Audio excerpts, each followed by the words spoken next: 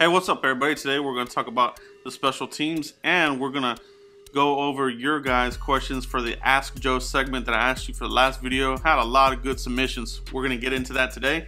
It's serious? Cowboy time, America's team. You know how we do it here. We love the Dallas Cowboys forever. All right, 110 billion%. All right. Now, let's get into this one real quick. All right, this isn't going to be too hard. Take a look at this slide here real quick. 2018, the Dallas Cowboys, in 2017, excuse me, they carried 3 special teamers, specialists. Chris Jones, the punter, Dan Bailey, the kicker, Legatron, and then LP Laducier, the long snapper. All right, and who do the Cowboys currently have on the roster right now, on the 90-man roster, heading to camp? Dan Bailey, Chris Jones, LP, Brett Maher, the kicker, Scott Daly, the rookie long snapper from Notre Dame. All right, so that's who we have right now. This is not difficult at all. This is probably one of the easier roster projections here. You can probably, as a matter of fact, pencil these in as locks. Look at the slide here.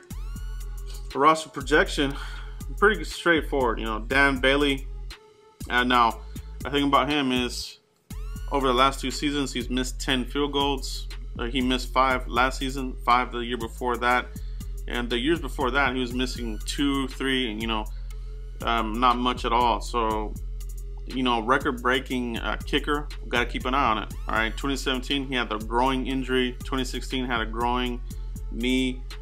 He's had a couple of dinged up little injuries here, quadricep. They've been kind of holding him back, but last season really looked a little bit more alarming towards the end of the season. Nothing to be concerned about right now, but it is something that is low-key under the radar. We've kind of hit on it here and there as far as, is it a mental thing? All right, let's keep an eye out on that. All right, but I don't expect the Cowboys to do a lot with him in training camp. He's going to get the vet treatment, keep that leg ready. Keep that leg ready. We need him to hit from the 50-yard lines. And you got to have a kicker. You do have to have a kicker in this league. We saw what happened with him when he went out in that San Francisco game. We had Jeff Heath go out there.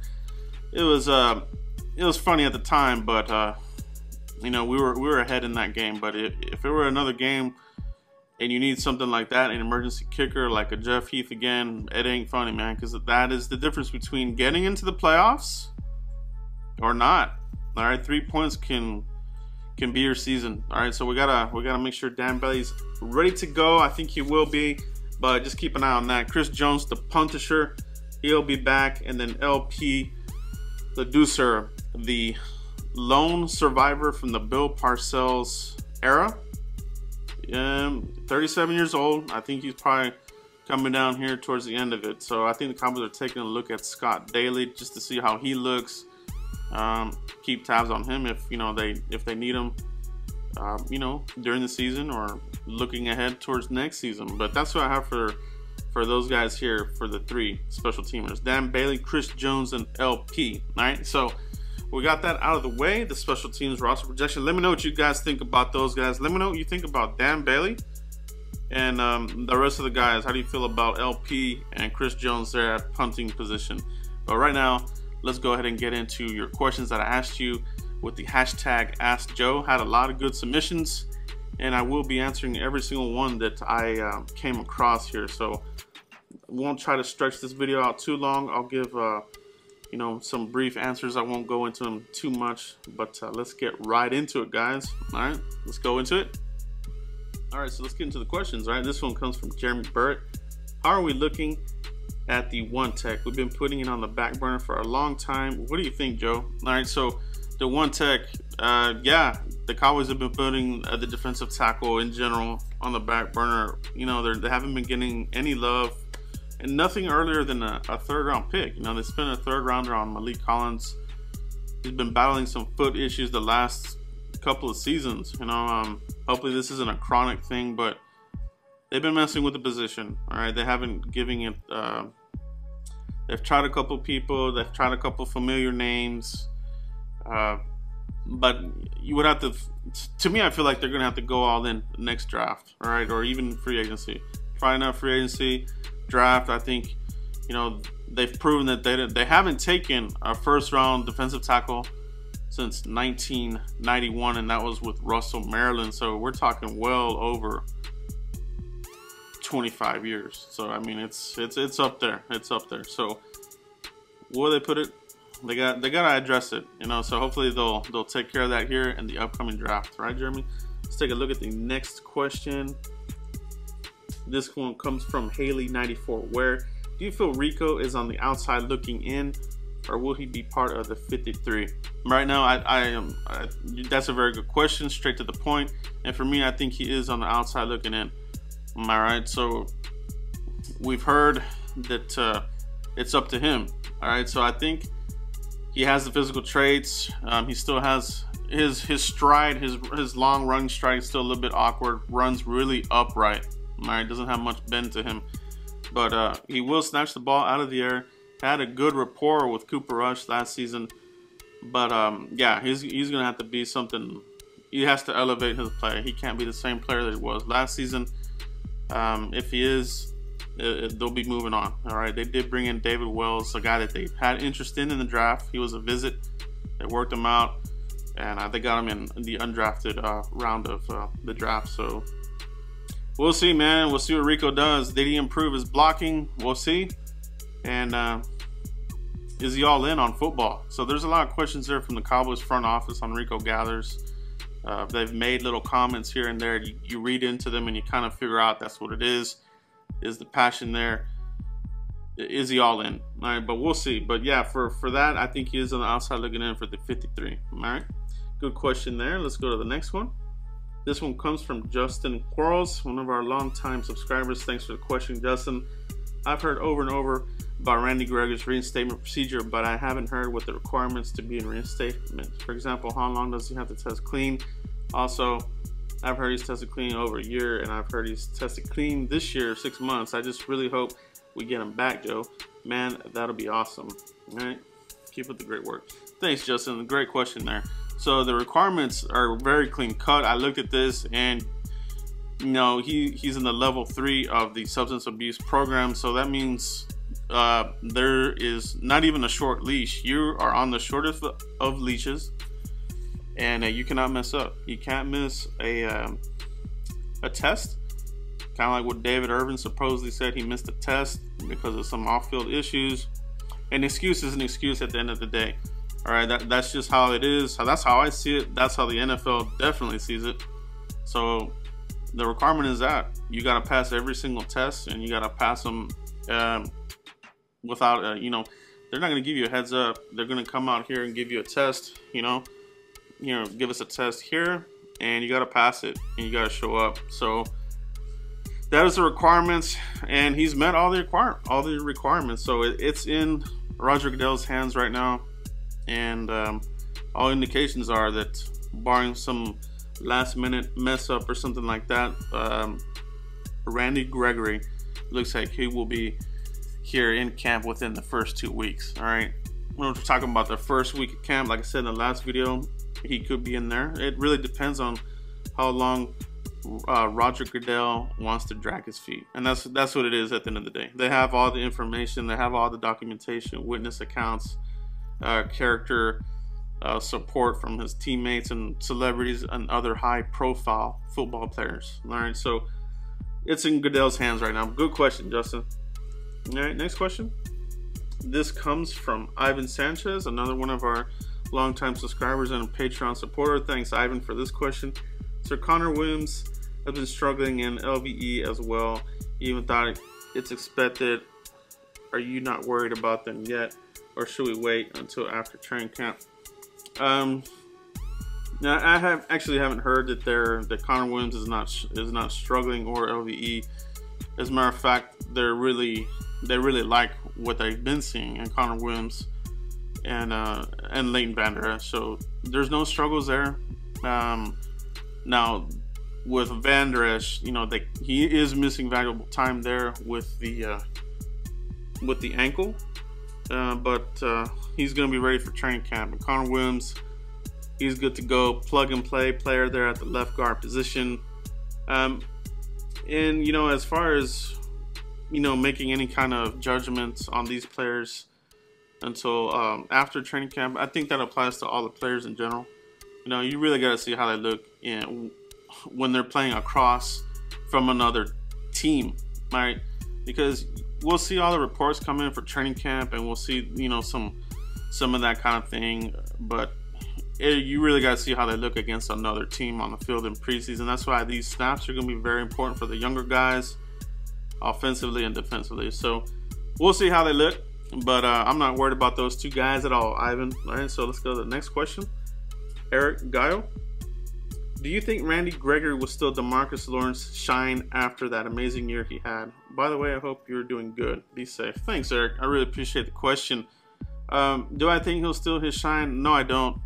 I think DeMarcus Lawrence, he's really taken on a leadership role more last year and more this year. You can see it in the way he's talking, setting an example for the younger guys. He's been through some of these early struggles himself, with the suspension, and had some injury issues. So Lawrence knows how the NFL is and what it takes to be where he's at now. So Gregory won't steal the light from him at all. Lawrence is going to be another wrecking ball, and I think he's going to want to duplicate what he did last season. If he can do that, he's going to get a second contract. All right, and the Cowboys are going to have money in the war chest to get that done. But a good question, Eric. And let's go to the next question. This one comes from Avram Hernandez. Do you think we'll win? Okay, who do you think will win the backup quarterback? Cooper Rush or Mike White? This is an awesome question.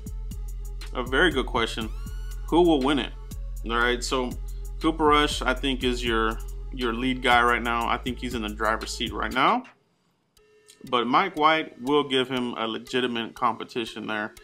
And this guy is a hand-picked player by our quarterbacks coach, Kellen Moore.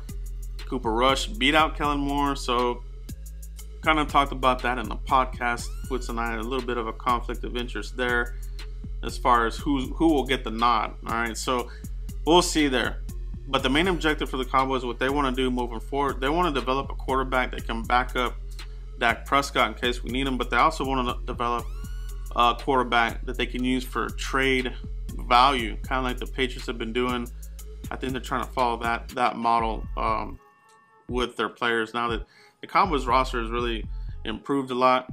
So, if they continue on the upward tick, how you have been seeing them, I think you will start to see some trades from the Cowboys here in the next couple of seasons, depending on who they have, because the roster is going to be stacked with talent. It already is, and they're just adding more through the draft. All right, good question. So the next one, Feed Zeke. If Dak has a losing season this year, what do you think happens as far as contract or starting role? Does he remain the starter going forward? Do the Cowboys give him another year, or do the Cowboys look elsewhere? Also, do you live in Texas? If so, what city? All right, so now this is a good question. What if Dak Prescott has a losing season? Now, it's a good question, but it's also a complicated one because you have to take into account a lot of things. All right, so do we have injuries on the offensive line, or what else could be there? Because there's only so much a quarterback can do realistically. You know what I mean? Like, if Tyron Smith is out, if Lyle Collins is out, Travis Fred, we'll see what happens when some of these guys are out. But I will say the Cowboys have improved their depth considerably with Fleming and adding Connor Williams, Marcus Martin as well, some of these other guys. So I do feel good about that. But you do have to see. Now, if it's a losing season and it looks like something where it's a concentration issue or a lack of confidence or if we were to lose the team by just playing really bad football, then yeah, I could see that they would be hesitant on a contract extension. And I think if you're at that point, though, I don't think they would let it go that far. I think, if the season were to become disastrous solely because of the quarterback play, you could see a move there. But that sounds more like a worst case scenario.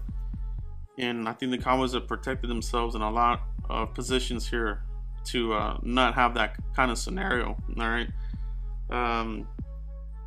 Just remain. Yeah, so that's going to be a good one to take a look at, Feed Zeke. So we'll see how he does. We're pulling for him to have a Pro Bowl season. All right, let's go to the next question. Dallas Kane. If Randy Gregory gets reinstated and he performs well this season, do you think D-Law will get a new contract next year? Yeah. I don't think the Randy Gregory, how he performs or doesn't perform, has any effect on DeMarcus Lawrence. Solely because, you know, honestly, you know, you haven't been able to count on Randy Gregory. You don't want to do it where Randy Gregory has a good season and you're like, okay, he's good. He had a good season. Let's go ahead and let Lawrence walk. Nah, you can't do it like that. You got to go with the guys that have been performing and have been putting in the work and, you know, have been getting it done. And Lawrence has been that guy. So I'm going with him. You know, if he has a good season, regardless of how Randy Gregory does, yeah, whatever Gregory does will have no effect on Lawrence's contract. Good question, though. All right. Now, if Gregory were a straight arrow kind of player and was, you know, hasn't missed any seasons and that kind of thing, then that would be more of an option if that were to be. But that's not the case right now. Lawrence is your war daddy, and there's nobody else really pushing for that position right now. All right, but that's a good question. All right, next one. Elaine Oliver, do we trade Tapper for a defensive line or future pick? This is a good question, but also just a really easy one. Tapper, you wouldn't be able to get anything for him. He hasn't played a lick in the league for the NFL, for the Cowboys, the regular season. This is back to back IRs, the neck, the back. You know, he has, we don't know if it's a motivational thing. I mean, he has all sorts of issues. This is just another player that you can't count on. I don't know if you guys remember Matt Johnson. He was a safety the Cowboys had nothing but hamstring issues. Looked good here and there preseason, but you know, his health failed him, and I think that's what Tapper is. He just is what he is. He's not gonna make this team, and the Cowboys have already they've already acknowledged that by bringing in Dorrance Armstrong. He's gonna take that position. That's just what that is. But good question. All right. So the next one, Martin Torte. Hey Joe, how many games are you going to see this year? What do you think about Marcus White? I think Marquez White, I think is what he's talking about. And Gregory can't wait. Okay, so how many games am I going to see this year? That's a good question. It really depends on a lot of scheduling things. Hoping to get out to at least 2 games, 1 at the minimum. I love AT&T Stadium, the atmosphere, and that kind of thing. So we'll try to make it out there. What do I think about Marquez White? Marquez White, I think he, you know, in my roster projection, I have him making the team.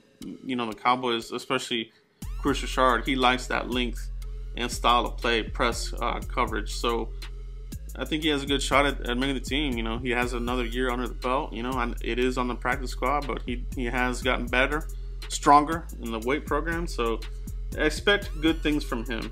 All right, good question. Next one, Logan Reyes. How much playing time do you think Noah Brown will have? Good question. Noah Brown, all right? So he's stepped up his game. He's doing everything you want your wide receivers to do in the offseason. You know, improving his route running, hiring a coach, doing route running, working on that part of his game. Got stronger, faster. He was a little bit raw coming out of Ohio State, but we saw what he was able to do in some spot duty. They love him in run support. He will get in there and get dirty. He will block for Zeke. They have that camaraderie together as well.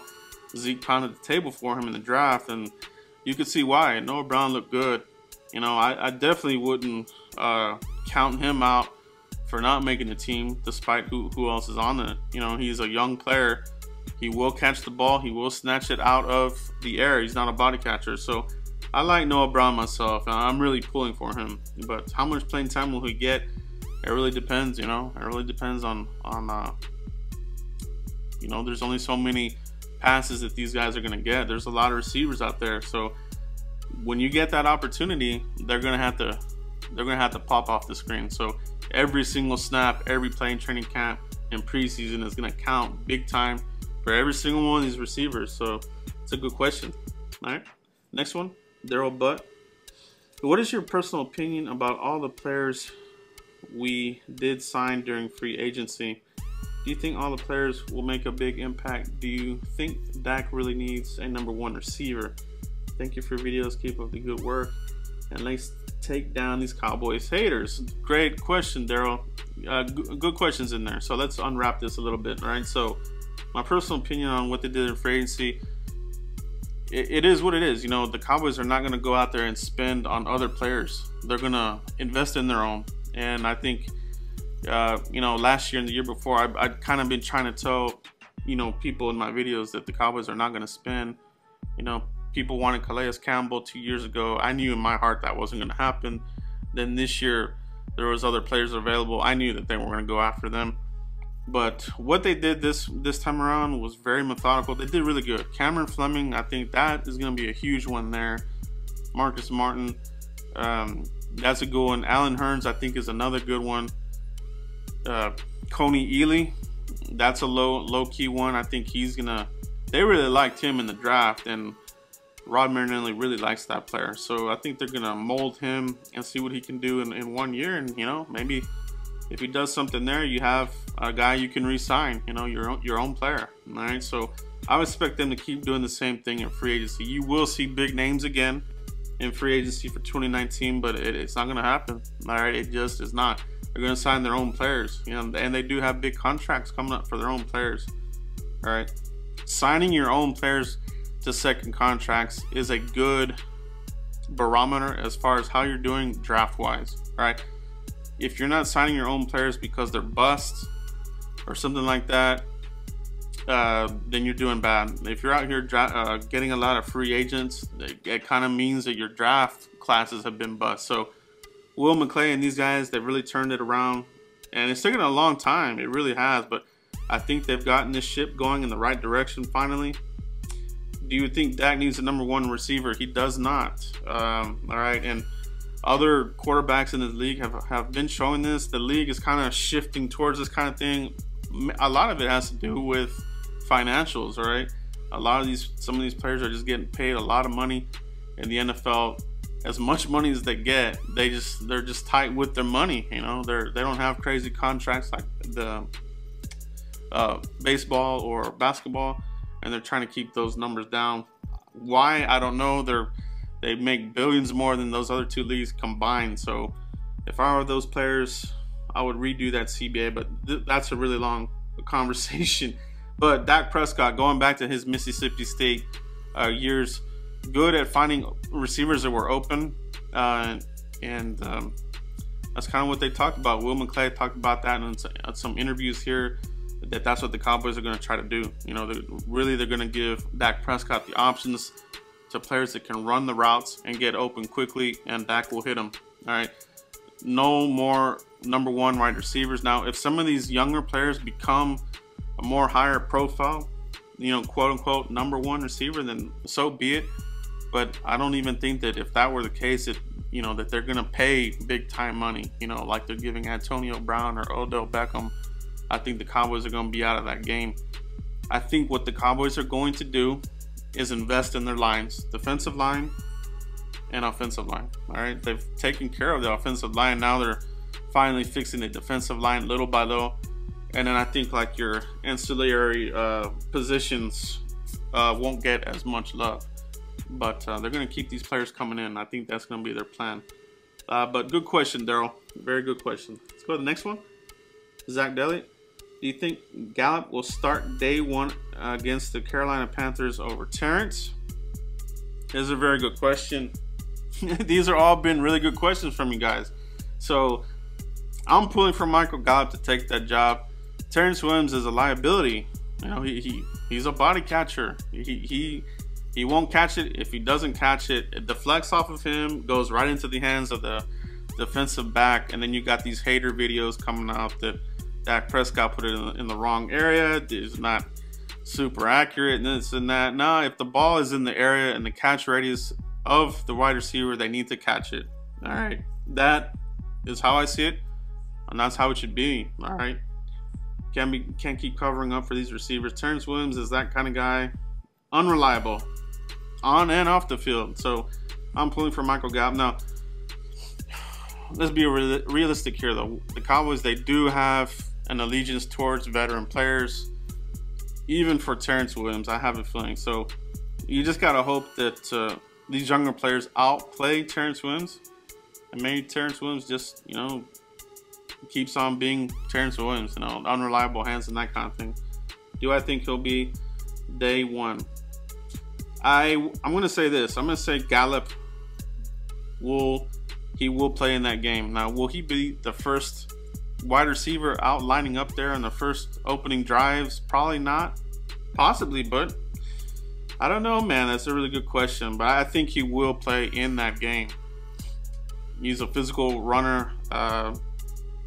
Sanjay Lau likes him a lot. Likes the way he runs after the catch. Likes how he runs the routes. He has a lot in his favor to really make a big impact year one. So that's a good question. All right. Next one, Michael Beatty. Just a random thought. I like Rod Smith, how he did last year. Do you think he could be trade bait? Trade bait. How we got Tavon Austin as an H-back with his catching abilities. I think both Scarborough and Zeke could be nice 1-2 punch combo with Tavon playing the Dunbar type role. What do you think? I've been wondering about this since they listed Tavon as a halfback. Yeah, so trade bait. I think, you know, no, I don't think that they're gonna trade Rod Smith. He's basically in a contract year, so what could you get for a player like that, of that caliber? You wouldn't get much, and that's the thing. A lot of people could think, oh, you could get a third or fourth. This is a late. I mean, I think Rod Smith was undrafted, as a matter of fact, so the trade value for him would be minimal. I mean, it would be equivalent to a Tavon Austin, like a 6th or 7th round pick. All right, realistically, but no, you got a player like that. I think the Cowboys like the brotherhood, the camaraderie there with Rod Smith and Jalen. I think they've both been helping each other out with their confidence levels. Rod Smith has really improved his game, and you never know when you're going to need a player like that. He can do everything. He is superior player to Bo Scarborough. Bo Scarborough doesn't have the the blocking ability that Rod Smith has, and Rod Smith has him in the catching game as well. But you know, it's not to say that Bo can't be that. You know, he definitely is a big guy, a bruising type of running back. And yeah, man, if you could have Zeke and Bo in there, just pound these offensive linemen. I mean, pound the defensive line with these two guys. It'll be a long day for defenses. But the Cowboys, they really like veteranship. They like their veteran players, and they like that they know the playbook. You know, how to block, where to be, and you know, that they can count on them. And the learning curve for rookies, it can be kind of steep. So I wouldn't say that Rod Smith won't be here, or they would trade him or nothing like that. I think it's more of an uphill battle for Bo Scarborough. We do have Darius Jackson back. He did make this team. He went through the rigors and made the team, you know, his rookie year, until he got released in favor for, you know, Dunbar. So he has a lot of competition. Bo does. He's got to really beat Darius Jackson. I think that's where that's going to come into play. So we'll see how it comes out. May the best man win. All right, but that's what I have. A very good video from you guys. Great questions. And thanks for everybody that submitted questions. I think we'll do this again. You know, maybe through training camp, we'll do another one of these sessions. Appreciate every single one of you guys that submitted questions. If you like this video, hit the like button. Definitely hit like, subscribe, and share. And we'll see you for the next video. Thanks, guys.